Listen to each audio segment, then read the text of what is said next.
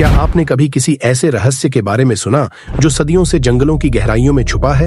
एक ऐसी शक्ति जो न केवल जीवन बदल सकती है बल्कि देवताओं के दरवाजे भी खोल सकती है।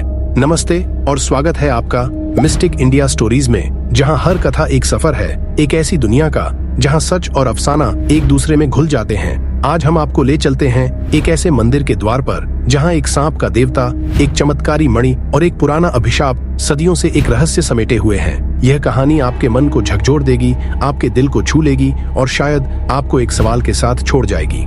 तो चलिए इस रहस्य के पर्दों को उठाते हैं। बंगाल के घने जंगलों के बीच एक छोटा सा गांव बसा था, कालिकापुर। यह गांव अपनी हरियाली और शांति के लिए जाना जाता था, लेकिन इसकी शांति के पीछे एक भयानक सन्नाटा छुपा था।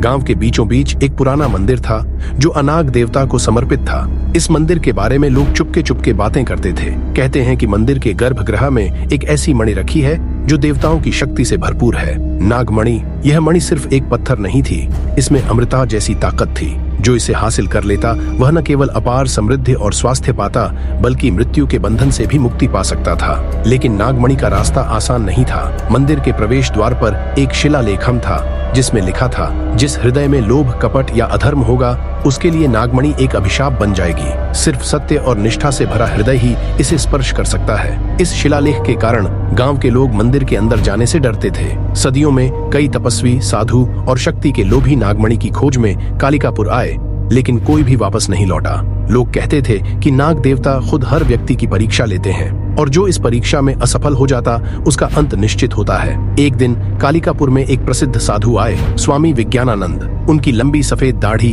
तीक्ष्ण आंखें और ज्ञान की बातें सुनकर लोग उन्हें देवता के समान मानने लगे। स्वामी ने गांव वालों के सामने ऐलान किया, मैं नाग देवता का सच्चा भक्त हूँ। मेरी तपस्या और निष्ठा मुझे नागमणि तक ले जाएगी और मैं इस गांव को इसकी शक्ति से स्वर्ग बना दूंगा।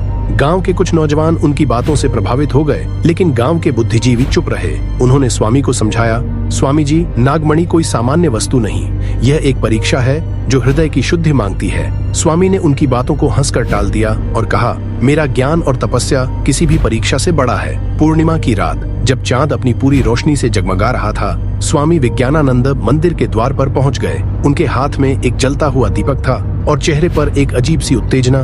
गांव वाले मंदिर के बाहर प्रार्थना करते हुए उनका इंतजार कर रहे थे। स्वामी ने गर्भगृह में प्रवेश किया। अंदर एक विशाल गुफा थी जिसके बीच में एक प्राचीन शिवलिंग था। शिवलिंग के ऊपर एक सांप की मूर्ति थी जिसकी आंखों में 2 लाल रत्न चमक रहे थे, मानो वह स्वामी के हृदय को पढ़ रहे हों। स्वामी के मन में एक पल के लिए संकोच हुआ, लेकिन उन्होंने अपने आप को समझाया कि उनका ज्ञान उन्हें सफलता दिलाएगा। वह शिवलिंग के सामने बैठ गए और जप शुरू किया। रात भर गांव वाले मंदिर के बाहर बैठे रहे। सुबह होते ही जब वे गर्भगृह में गए तो स्वामी विज्ञानानंद का कोई निशान नहीं था, न उनका दीपक, न उनका वस्त्र और न ही वह स्वयं। बस शिवलिंग के पास एक छोटा सा सांप बैठा था जो एक पल में गुफा के अंधेरे में विलुप्त हो गया। गांव वालों में डर का माहौल छा गया। क्या स्वामी ने नागमणि हासिल कर ली या वह नाग देवता के क्रोध का शिकार बन गए? यह रहस्य किसी को नहीं पता चला, लेकिन गांव के लोगों का डर और बढ़ गया। कुछ साल बाद कालिकापुर में एक नया व्यक्ति आया, अर्जुन। अर्जुन कोई साधु या तपस्वी नहीं था, वह एक साधारण किसान का बेटा था जिसका दिल शुद्ध और मन निष्कलंक था।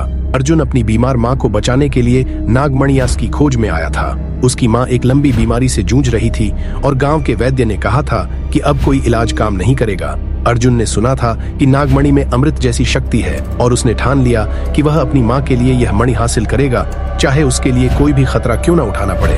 अर्जुन जब गांव में पहुंचा तो उसने मंदिर के बारे में सुना।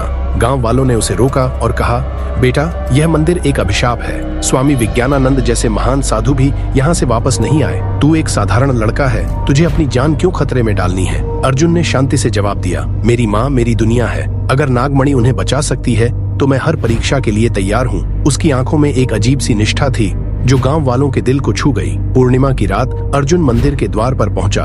उसके पास कोई विशेष सामान नहीं था, सिर्फ एक छोटी सी तुलसी माला जो उसकी माँ ने उसके गले में डाली थी। गर्भगृह में प्रवेश करते ही उसने वही प्राचीन शिवलिंग और सांप की मूर्ति देखी, लेकिन इस बार सांप की आंखों में कोई रत्न नहीं था।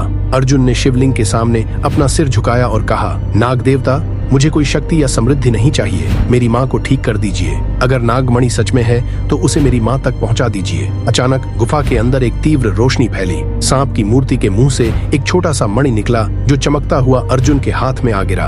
यह नागमणि, छोटा सा पत्थर जो अपनी रोशनी से पूरा गर्भगृह जगमगा रहा था। अर्जुन के दिल में कोई लोभ नहीं था। उसने मणि को अपने झोले में रखा और गांव की तरफ दौड़ा। गांव वालों ने जब उसे नागमणि के साथ देखा तो सब हैरान रह गए। अर्जुन ने मणि को अपनी माँ के सिरहाने रखा और कहते हैं उसी रात उनकी माँ बिल्कुल ठीक हो गई। लेकिन इस कहानी में अभी एक और मोड़ बाकी था। अर्जुन ने सोचा कि नागमणि नाग देवता की देन है और इसे मंदिर में वापस रखना चाहिए। अगले दिन जब वह मंदिर गया तो गर्भगृह खाली था। न शिवलिंग, न सांप की मूर्ति, न कोई मणि, बस शिलालेख पर एक नई लिखावट थी। सत्य और निष्ठा ही नागमणि का सच है। जो इसे दिल से छोड़ देता है वही इसका सच्चा हकदार है। अर्जुन समझ गया कि नागमणि कोई भौतिक वस्तु नहीं बल्कि एक आध्यात्मिक शक्ति थी जो सिर्फ सच्चे और निष्कलंक हृदय वालों को मिलती है। कालिकापुरम के लोग आज भी इस कथा को याद करते हैं। वह मंदिर आज भी वहाँ खड़ा है, लेकिन कोई उसके गर्भगृह में नहीं जाता। लोग कहते हैं कि नाग देवता अब भी वहाँ विराजमान है और नागमणिया का रहस्य सिर्फ उनके लिए खुलता है जिनके मन में कोई लोभ नहीं,